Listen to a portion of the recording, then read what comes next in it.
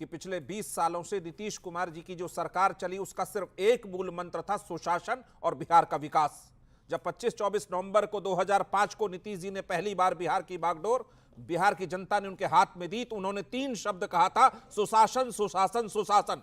आज उस सुशासन का विकास दर देश में चौथे पायदान पर है। 14.27% का विकास दर लेकर बिहार, आलोक जी ने कह दिया, बढ़ रहा है। 3,17,000 करोड़ का बजट, जिसमें महिलाओं को सर्वाधिक लाभ देने की स्थिति में हम खड़े हैं। और बिहार में महिलाएं, जो नीतीश कुमार की एक सबसे बड़ी जो नजर रहा है महिला सशक्तिकरण पर कि 1 करोड़ से ज्यादा जीविका दीदी है और 29% से ज्यादा बिहार में पुलिस में महिलाएं हैं, जो देश में सर्वाधिक है। तो ध्रुवीकरण हम विकास, 1 मिनट, ध्रुवीकरण हम विकास वर्सेस जो जिन्होंने बिहार को रसातल में पहुंचाया उसके खिलाफ जरूर हैं। तो क्या बिहार उनके हाथ तो कम से कम नहीं जाएगा?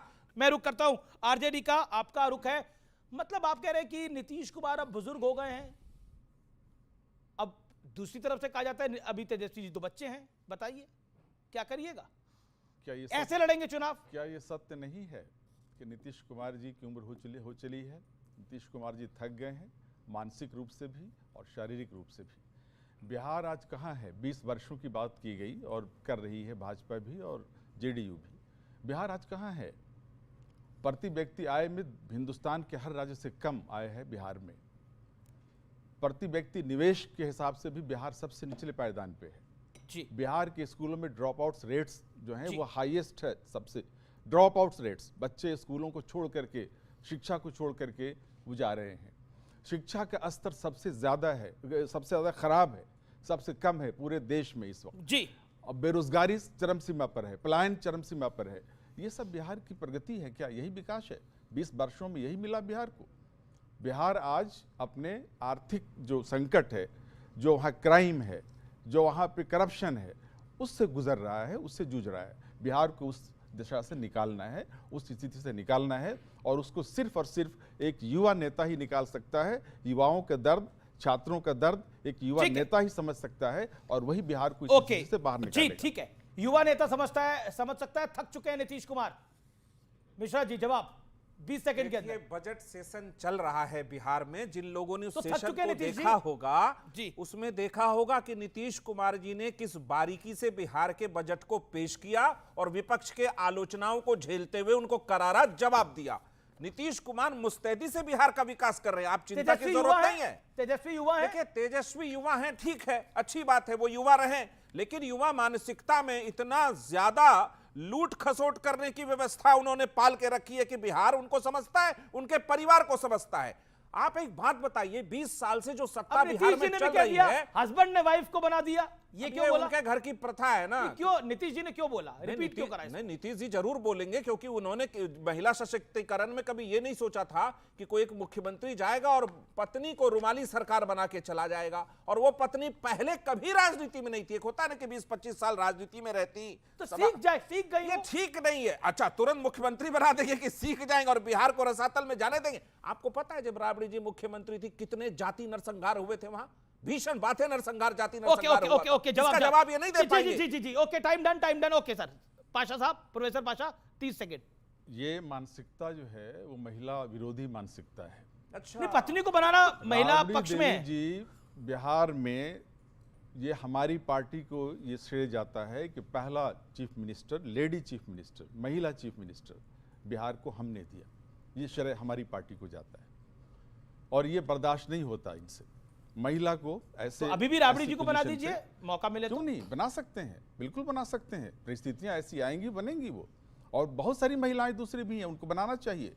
तो राबड़ी गवर्नमेंट रिटर्न भी हो सकता है अगर जीत जाए। एक सवाल का है हिम्मत बीजेपी में, है हिम्मत जेडीयू में। अब भैया राबड़ी जी भी मैदान में आ सकते हैं, बताइए अजय लोग। मैं आप लोग से पूछना चाह रहा हूं, आपके ऑडियंस से, आप लोग अभी क्या कर रहे हो?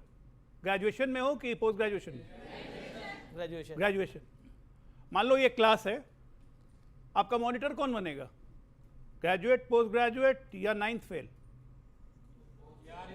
नाइन्थ फेल को एक मिनट बीच में नहीं, नाइन्थ फेल को वो एक मिनट जानते हैं कांग्रेस क्यों जीती? कांग्रेस क्यों एक एक करके मैं अपनी बात तेजस्वी पे ले रहा था, लेकिन कांग्रेस क्यों जीती पता है? अभी राजीव गांधी इंजीनियरिंग कॉलेज में पहली बार एनएफटी मिला, non fit for technical education, नहीं मिला कैम्ब्रिज यूनिवर्सिटी में। एक करके मैं आपको मौका दूंगा पक्का। ये 65-63 की बात है। अच्छा, कांग्रेस को क्यों बुरा लगा आप कह रहे हैं? इसलिए बता रहा हूं कि कांग्रेस जानती है राजीव गांधी 2 बार इंजीनियरिंग एनएफटी ले चुके हैं, ना इंजीनियरिंग कर पाए राजीव गांधी। उसके बाद यहाँ पे सोशल इंजीनियरिंग के चक्कर में, पारिवारिक इंजीनियरिंग के चक्कर में आ गए यहाँ पे और पायलट का लाइसेंस डिग्री छुपा और एयर इंडिया में नौकरी ले ली। अब एक मणिशंकर अय्यर ने बोला ना, सुनिए मैं बस इतिहास बता रहा हूँ। संजय गांधी इंदिरा गांधी जी के उत्तराधिकारी थे, उनको आना था। उनकी मृत्यु के बाद मेनका गांधी को उत्तराधिकारी बनना था, नहीं बने दिया। पारिवारिक इंजीनियरिंग की, राजीव गांधी के बन गए उत्तराधिकारी, पारिवारिक इंजीनियरिंग से बन गए पीएम। तो बाहर में गई इंजीनियरिंग, कौन सी इंजीनियरिंग बेटर है? पारिवारिक इंजीनियरिंग जो पीएम बनाता है या इंजीनियर जो इंजीनियर बनाता है? उसी कॉन्सेप्ट में तेजस्वी यादव भी आ गए, 9वीं फेल करके बनेंगे बिहार का मुख्यमंत्री और सब युवाओं को मंजूर होगा। कहते हैं युवा नेतृत्व आना चाहिए, ऐसा युवा। आप सुनिए, धन्यवाद। ऐसा युवा तेजस्वी मॉडल ऑफ इकोनॉमिक्स ये है, पता है क्या है? बिना कोई काम किए हुए, बिना कोई नौकरी किए हुए, बिना कोई व्यवसाय किए 136 वो करोड़ क्रिकेटर है, क्रिकेटर पानी ढोते थे, आज तक कोई बल्ला पकड़ा? आया बॉल फेंका आज तक? हमारे समाजवादी पार्टी के नेता ने कहा कि सामाजिक न्याय नहीं हुआ अभी तक, हम लोग उसकी लड़ाई लड़ रहे हैं। ओबीसी का नाम ये फलाना ढिमकाना, ओबीसी का हक मार के उसको मुसलमानों के हक में किसने ट्रांसफर किया? इनके मित्र कांग्रेस पार्टी ने कर्नाटका में। इनका सामाजिक न्याय ऐसा है कि उत्तर प्रदेश में दंगा होता है, समाजवादी पार्टी जाती है कॉम्पनसेशन देने, 5 मुसलमानों को कॉम्पनसेशन दे दी है, हिंदुओं को कोई कॉम्पनसेशन नहीं। ये इनका सामाजिक न्याय है। अच्छा, हर चीज में हिंदू मुसलमान क्यों आ जाता है? बिल्कुल नहीं, मेरा प्रश्न है, हर चीज में हिंदू मुसलमान नहीं आएगा। क्यों? हिंदुस्तान में हिंदू नहीं आएगा तो कहां पाकिस्तान में आएगा? बेटी क्या बात कर रहे हैं आप? हिंदुस्तान में हिंदू की बात नहीं करेंगे? अगर औरंगजेब को अपना आदर्श मानेंगे, हम हिंदू की बात नहीं करेंगे? इनके विधायक अबू आदमी, अरे गलती से संभाजी महाराज के बारे में आर्गुमेंट बोलेगा, हम बात नहीं करेंगे? क्या बात आप कर रहे हैं? चल लिया देश ऐसे, तो देश ऐसे चल चुका 70 साल से, और नहीं चलेगा। जो शिवाजी की बात करेगा वही देश पे राज करेगा, याद रखिए। ओके। ये औरंगजेब, मैं आ रहा हूं, मैं आपके पास आ रहा हूं। ये औरंगजेब का महिमा मंडन आपने कर दिया, और इसमें आपने क्या, आपको लगता नहीं है कि इसमें कहीं ना कहीं एक बड़ी त्रुटि है? जो अबू आदमी ने बोला, बकायदा उन्होंने अपने बयान को वापस लेने का प्रयास करा, समर्थन किया। नहीं, उनका वापस लेने का प्रयास करा, फिर आपके एक सांसद ने उसका समर्थन कर दिया। अवधेश प्रसाद जो है, भारतीय जनता पार्टी के प्रवक्ताओं से आप केमिस्ट्री का सवाल पूछो, मैथ को पूछो, फिजिक्स को पूछो, ज्योग्राफी को पूछो, इकोनॉमिक्स को पूछो, इनका जवाब होता औरंगजेब, पाकिस्तान, मुसलमान, हिंदू मुसलमान, ये करना इनका जवाब होता है। बात किस मुद्दे पर चल रही है? बात चल रही है, आपने विषय रखा जाति धर्म की राजनीति। नहीं, बिहार पे मैंने कहा, मैंने शुरू बिहार की बात करता हूं, मैं बिहार की बात करता हूं। देश का संविधान कहता है सामाजिक आर्थिक न्याय की बात।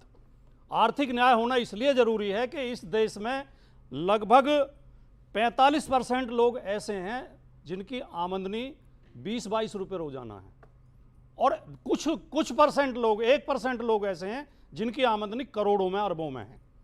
तो ये जो धन का जो समान वितरण नहीं हुआ, इसकी वजह से देश में गरीबी है, कुछ लोगों की तिजोरियां भरी जा रही हैं, कुछ लोगों की जेब खाली हो जा रही है। देखिए, सामाजिक न्याय की परिभाषा मैं बताता हूं। राजीव गांधी, इंदिरा गांधी, दोनों गांधी ओबीसी आरक्षण की फाइल पे बैठे रहे। राजकुमार भाटी के पूरे फेहरिस्त में जितने नेता हैं, मुलायम सिंह से लेकर अखिलेश यादव, इसकी आलोचना आज नहीं कर सकते। सामाजिक